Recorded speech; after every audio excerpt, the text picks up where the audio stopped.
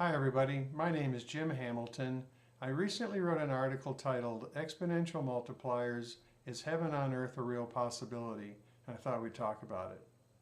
So let's begin by defining heaven, and let me first state that I'm not a biblical scholar and I'm not a religious person per se, but I am a spiritual person with well in excess of 40 years background in meditation and all of the insight and wisdom, if you will, that comes from a lifetime of meditation. What I've discovered is that heaven is a quote-unquote state of mind. Better said, heaven is a state of no mind. When you move out of the mind, there's a natural state of governance and a natural state of order that simply becomes available. Nature would be a good example of that. Now, I've had the experience of meeting Yeshua. Yeshua and Jesus are the same, and what I've learned is that Yeshua is the gatekeeper, he is the greeter, he is the doorman, he is the welcomer to what? The kingdom. The kingdom and heaven are the same. As you move out of the mind, this natural state of governance simply becomes available. Now, as a long-time meditator, a very long time ago, I used to describe meditation as learning how to listen with the nervous system. Now, what do I mean by that?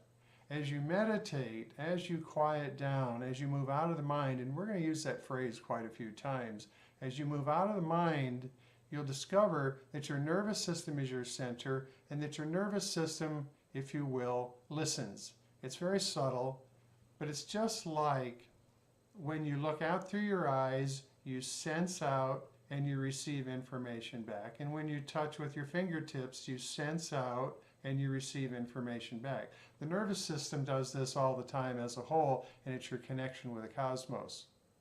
I call the nervous system a living antenna system because it is your connection. Now, as a longtime meditator, I also discovered allowing and how allowing works. When you meditate and quiet down, and let's say the telephone rings, when you're new at meditating, you will resist or react to the telephone ringing. You'll wonder who was on the call. But a more experienced meditator allows the telephone ringing in the background to become part of the meditation. And that's what flow is about, and that's what allowing is about. And it's an allowing and flow that you can get to heaven, I might add. Another little tiny component is that unconditional love is no resistance to your maker. So you see, this connection is made up through you, your nervous system, and your connection with the cosmos. The nervous system is that connection, and unconditional love is no resistance to your maker. It's a lot of information just right there. Now, there was an article written in 1922 by two Columbia University professors entitled, Are Inventions Inevitable? And what they discovered in looking at 400 years of prior history, prior to 1922, 500 years ago now, that all the big inventions, discoveries, and processes were discovered by multiple parties simultaneously. What do we mean by that? In 1611, 4 different parties, Galileo being one of them, in 4 different countries discovered sunspots. So as scientists, or whatever it was they were, they recorded their discovery of sunspots, and looking at it 400 or 500 years later, we could see that in the same period of time on different parts of the planet, 4 different parties identified sunspots. Same thing with telescopes. 9 different parties, independent of each other, no internet, no long distance, no nothing, invented telescopes. The thermometer was invented by 6 different parties at the same time, each independently. Typewriter, more recently, was discovered by or invented by multiple parties on both sides of the Atlantic. Everybody knows from elementary school that Robert Fulton invented the steamboat, but it turns out so did 4 other parties, entirely independent of each other. Now, there's a gentleman by the name of Samuel Pierpont Langley who was flying what were called heavier than air aircraft quite some time ago, and to the point that he was introduced in the Smithsonian as the original airplane developer, but it turned out the Wright brothers, only 250 miles away, had gotten airplanes into the air earlier and ended up superseding him in the Smithsonian as originators of flight. Now, this is interesting because it turns out that everything that is known or ever will be known is out there, and different people have different capacities to listen and invent and discovery, and all inventions and discoveries come from outside of themselves. I learned a very long time ago that everything that's known or ever will be known is out there. And as we become receptive to it, we become inventors and discoverers. We've all had the experience, I'm sure, of having ideas and did nothing with them, that other people did something with, and there it went. As an aside, Samuel Pierpont Langley is who Langley Air Force Base was named after, and I assume, of course, Langley, Virginia. Now, there's a couple of statements I want to add right now, or I want to include. One of them is, it's from Robert Merton, a preeminent sociologist from Columbia University in 1960, and he states, "The pattern of independent multiple discoveries in science is in principle the dominant pattern rather than a subsidiary one." The pattern of independent multiple discoveries in science is in principle the dominant pattern. Here's another statement. Mark Lemley, Stanford School of Law, 2011. 90 to 98% of patent lawsuits are filed against independent inventors and not copiers. Everything that's known or ever will be known is out there, and as we become receptive, as we learn how to listen through the subtleties of our nervous system, we become receivers, and that's how the world goes forward. Now, there was a book written in 1995 by Dr. David Hawkins. Dr. David Hawkins is a very interesting gentleman. He was a psychiatrist in New York in the 50s. He was knighted by the Koreans for advanced work in consciousness. He was a co-author with Linus Pauling on a book called Orthomolecular Psychiatry, Introducing Nutrition to Psychiatry. He retired to Sedona, Arizona quite some time ago and came out of retirement in part when he discovered kinesiology, and his first of a series of books was called Power versus Force.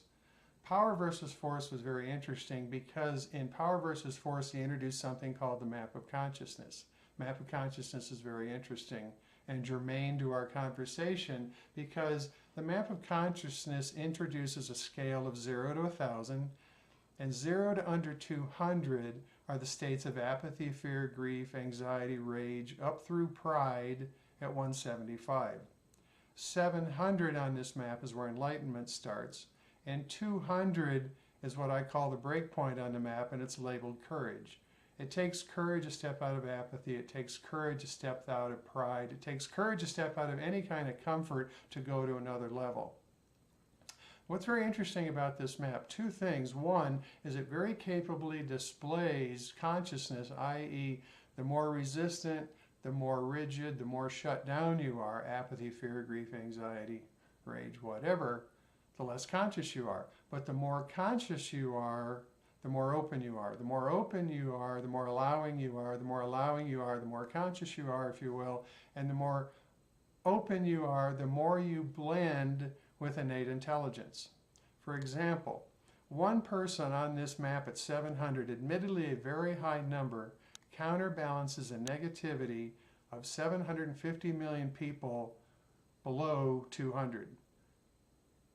One person at 600 counterbalances a negativity of 10 million people below 200, and one person at 500 counterbalances a negativity of 750,000. What this says is that as you become more conscious, less rigid, more conscious, you blend with innate intelligence, and that becomes the name of the game. So as you become more conscious, blend with innate intelligence, you become exponentially contributive. Now let's jump to the Maharishi Effect. Maharishi was a gentleman the Beatles discovered in the 60s. He's obviously well known as a guru. His name was Maharishi Mahesh Yogi. And one of the things he promoted was meditation to the Western world, and there was a reason, I believe. There was a concept that was identified in the Vedic texts thousands and thousands and thousands of years ago that was more recently uncovered, if you will, I think around 2nd century BC by Patanjali's. And while I can't pronounce the Sanskrit, the translation was, in the vicinity of coherence, hostile tendencies are eliminated. So what Maharishi did, I believe, was he introduced meditation to the Western world so that he could prove something. What he said was that when 1% of a population is meditating in a locale, it influences that locale. So for 40 odd years, they've been doing this demonstration where they bring meditators together and they watch crime and violence drop, and they learned how to measure it and this and that. And in 1993, for example, they brought 4,000 meditators in over a 7-week period. They invited criminologists, academics, sociologists, anybody interested in crime reduction, police departments, whatever, to watch what they were doing, what they expected to see, how they were measuring it, on, and making it as transparent as possible. And in the 7th week, crime in Washington, D.C., a very crime-ridden city, murder, rape, all the horrible things that go on, dropped 23.3%. It is said that automobile accidents went down the same amount, but they weren't technically scoring automobile accidents. So what happens is when you get meditators together, and I'm talking about experienced meditators, not just people off park benches, but when you get meditators together, and in this case 4,000, and they meditate, what happens is they move out of their mind, there's that expression again, and as they move out of their mind and move out of resistance, and mind and resistance are synonymous, but that's another conversation. As they move out of their mind, you might say innate intelligence, or the frequency of God, peeks out through their nervous systems, coalesces coherence, and coherence dissipates disorder. This is a huge concept to understand. It's been proven, it's been identified, it's been documented since the 60s. So what happens is, as we learn how to quiet down, blend with innate intelligence, we become exponentially contributive. As we learn how to do it in groups, we become even more so. Now, as a longtime meditator, I started out with goal setting, harnessing the subconscious mind in meditation, and by the time I was 30, I'd had a 40-foot sailboat for 4 years. I sailed out of the Key Largo for 8 years. I spent a lot of time in the Bahamas, all those kinds of things, but I was retired. And when I came out of retirement, actually all along, goal setting was what I was all about. And what I discovered was that reality creating is a scorecard for the quality of my connection with Source. So in other words, the quality of my reality creating becomes the game. Not just creating new cars and parking spots and this and that, but the quality of the subtleties of reality creating becomes the game. So in about 10 years ago, 2008, I was introduced to neurofeedback, and I discovered something really significant really rapidly. And that's that when I started doing neurofeedback, the quality of my reality creating began to shift quickly. And I eventually discovered that as resistance dropped in my very nature, the quality of my reality creating jumped. So core resonance does a lot of work with neurofeedback now, and what we've learned how to do is invite groups of 6 to come together to do neurofeedback to more rapidly quiet their nervous system, because your brain is the single biggest part of your nervous system. Everybody is on overload, and what we've learned how to do is let the brain interact with the software. And as the brain discovers itself, kind of like a mirror through the software and hardware, the brain discovering itself cleans itself up. It's not exactly like defragging a hard drive, but the brain will reorganize itself as it discovers itself. Similar to somebody that's blind becoming able to see, it's assumed the first thing they would do is organize their surroundings.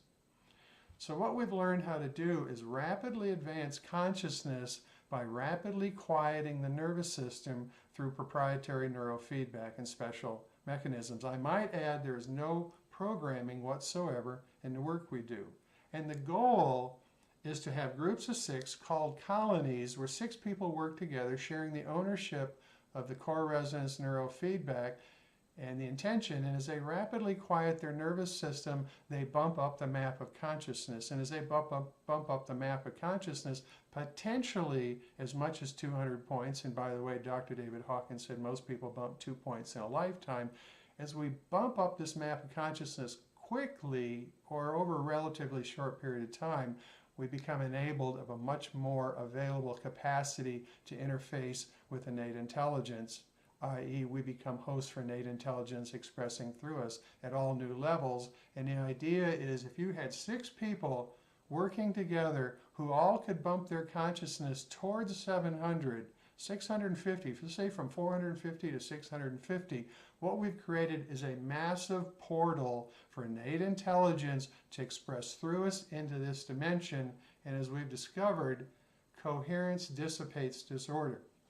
So if we were able to get colonies all over the planet with groups of 6 bumped up toward 550 or 650 on the map of consciousness, heaven on earth becomes possible because we can coalesce a massive amount of coherence into the dimension of mankind, and we can have what we want, which is heaven on earth.